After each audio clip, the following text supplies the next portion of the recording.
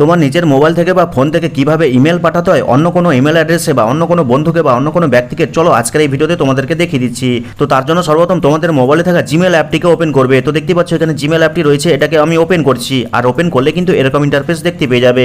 তো দেখো নিচের দিকে কিন্তু একটা অপশন রয়েছে যেখানে লেখা রয়েছে কম্পোজ। তো এখানে জাস্ট ক্লিক করবে, আর ক্লিক করলে কিন্তু এরকম ইন্টারফেস দেখতে পেয়ে যাবে। তো দেখো প্রথমে কিন্তু ফর্ম নামে একটা অপশন রয়েছে, তারপরে টু, তারপর রয়েছে সাবজেক্ট, তারপর রয়েছে কম্পোজ ইমেল। তো ফর্মের ঘরে যে জিমেল অ্যাড্রেসটা রয়েছে সেটা কিন্তু তোমার নিজের মোবাইলে রয়েছে, তাই কিন্তু সেটা অটোমেটিক শো করছে। টু এর ঘরে কি বসাবে, তুমি যেই অ্যাড্রেসে পাঠাতে চাইছো, যেই ইমেল অ্যাড্রেসে পাঠাতে চাইছো সেই ইমেল অ্যাড্রেসটা এখানে বসিয়ে দিতে হবে। কেউ যদি বলে যে আমি তোকে একটা ইমেল অ্যাড্রেস দিলাম ওখানে পাঠিয়ে দে, তো সেই ইমেল অ্যাড্রেসটা নিয়ে এসে এখানে বসিয়ে দিবে। তো আমি যাকে ইমেলটা পাঠাতে চাইছি তার অ্যাড্রেসটা কিন্তু এখানে টু এর ঘরে বসিয়ে দিয়েছি। তো বসিয়ে দিতে কিন্তু নিচে কিন্তু এরকম একটা অপশন চলে আসবে। তো এখানে জাস্ট টাচ করবে, টাচ করার পরে কিন্তু এরকম ইন্টারফেস চলে আসবে।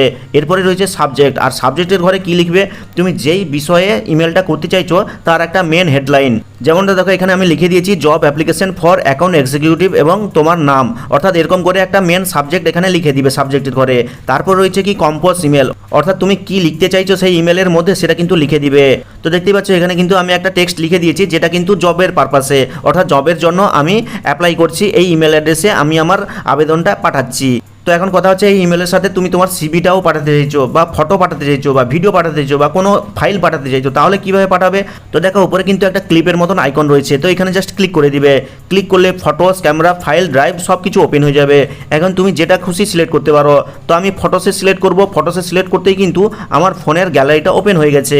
এখন আমি যে কোনো পাসপোর্ট সাইজ ফটো বা সিভি বা যে কোনো ফাইল বা যে কোনো ভিডিও আমি সিলেক্ট করে নিচ্ছি। তো দেখতে পাচ্ছ এখানে কিন্তু আমি একটা ফটো সিলেক্ট করে নিয়েছি। এবার ফাইনালি এই ইমেলটা পাঠানোর জন্য এই ইমেল অ্যাড্রেসে কি করতে হবে, এই যে দেখো উপরে কিন্তু একটা মেসেজ বা সেন্ডের আইকন রয়েছে, এই সেন্ড আইকনে ক্লিক করে দিবে।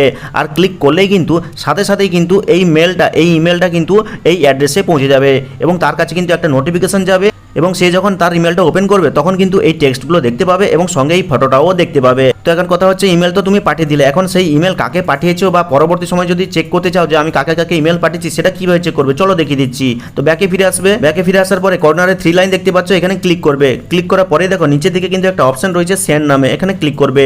আর ক্লিক করলে কিন্তু তুমি আজ পর্যন্ত যাদেরকে ইমেল সেন্ড করেছো বা পাঠিয়েছো তাদের লিস্ট কিন্তু এখানে দেখতে পেয়ে যাবে। তো ভিডিওটা দেখে ভালো লাগলে লাইক করে চ্যানেলটিকে সাবস্ক্রাইব করবে, কমেন্ট করে জানাবে কেমন লাগলো আজকের এই ভিডিওটা। তো দেখা হচ্ছে পরবর্তী কোনো এই ধরনের হেল্পফুল ভিডিওর সাথে।